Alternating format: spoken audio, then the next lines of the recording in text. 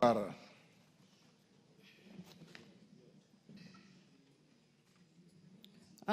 Thank you, Mr. Speaker. Let me appreciate that little effort has been made and there is progress on the case. But Mr. Speaker, on the specific questions that were asked, I'm yet to be satisfied. Mr. Speaker, what was asked was why, the first one was why was Albert transferred from Homa Bay to Nairobi? Was this legal? Mr. Speaker, this has not been clearly answered. In line with Article 49 of our Constitution, it's required that the arrested person be held near the place of arrest unless there are exceptional circumstances, and none were disclosed. The second one that I'm not satisfied with was what was asked was what specific online post led to his arrest. Mr. Speaker, up to this point, we do not know the specific online post. The other one was, the question was Albert's detention documented at the Central Police Station? Mr. Speaker, the response clearly should have stated that it was not. At least acknowledge that there were gaps in the manner in which his case was handled. They always say that the truth will set us free. So I would appreciate if the minister in charge or the cabinet secretary in charge acknowledge some of the shortfalls or the shortcomings on the manner in which the case was handled. And when you say the truth, even the people concerned, as much as they have lost their relative, will be satisfied that it was the investigation was transparent and the truth has been unveiled.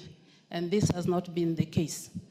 And finally, Mr. Speaker, on the injuries that we are asked, can the ministry explain the visible injuries, including the bruises and the swellings, reported by the family and observers? The ministry or the minister only refers to the existence of postmortem without addressing the injury findings. Mr. Speaker, I would be happy if this matter is handled exhaustively. I am not fully satisfied, and this is the message. Mr. Speaker, this is something that has painted Kenya in a bad light. Mr. Speaker, yes, we make mistakes, but when you acknowledge, then we can get over some of these things, and even now start talking about the reforms on what we should do as a country. I'm not looking at an individual, I'm looking at the image of the country. Mr. Speaker, what we saw yesterday, immediately after this Mr. Ojwang's case, what we saw in the streets yesterday, somebody brazenly shooting at a human being, Mr. Speaker. It means that it has not sunk. Even what we've been talking about and the country's outcry has not been received well by the police force. Because if that was done, Mr. Speaker, they would not have done what we saw, or instructions given out to them on how to handle demonstrators would have been different. That police officer has painted us in a bad light, and action, I believe, has been taken and he has been arrested. But for Ojwang, let us go the full haul, Mr. Speaker. Thank you very much. Thank you. Yes, Mukunji. Tongo, you can take note. Thank you. Honorable Speaker, I also want to say the statement is quite insufficient. Honorable Speaker, from a far look, this looks like there's a lot of conspiracy around that case. And Honorable Speaker, I am appealing to the committee to go beyond IPOA statement.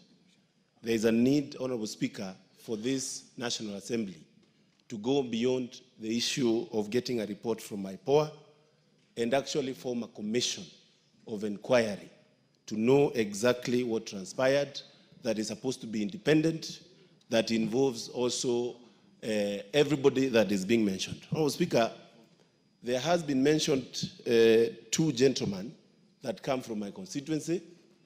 And Honorable Speaker, those young gentlemen who are actually cousins had been arrested because of a road issue, a traffic matter. They were released.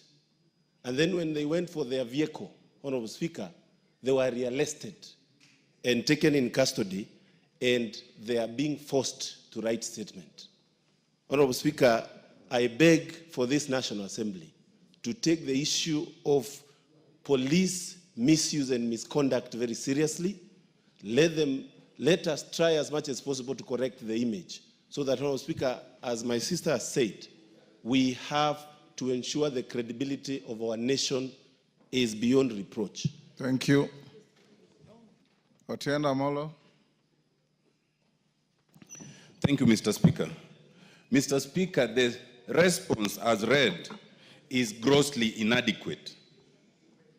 But it is because of our system that we cannot expect our own colleague to give us sufficient answers, because he can only rely on answers that have been given to him.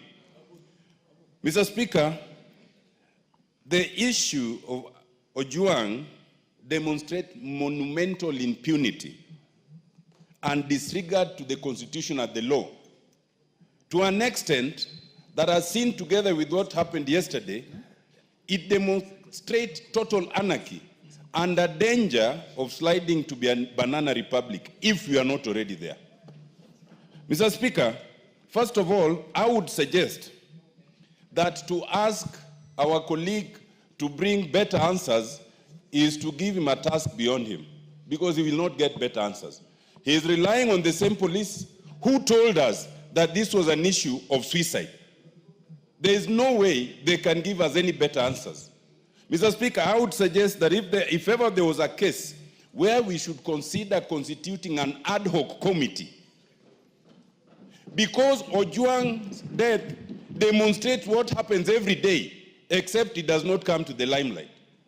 I would suggest that, Mr. Speaker, you consider constituting an ad hoc committee to look into what actually happened, and also to look into what happens to other persons in similar circumstances, so that the police can be brought to order within the Constitution and the law. Mr. Speaker, there are so many gaps in that responses. Number one, for starters, we have been failed by IPOA. IPOA cannot, as the person investigating police conduct, attend a press conference where the police are explaining their own conduct. You cannot do that. IPOA cannot come and tell us that they have arrested people and they are prosecuting people for murder when the central suspect has not written a statement to date. How do you determine then who should be taken to court if you've not interviewed Eliud Lagat up to now? IPOA has failed us, and we must call them to order. The other failure, Mr. Speaker, is in response to what now happened, the public outcry. I read the statement of 16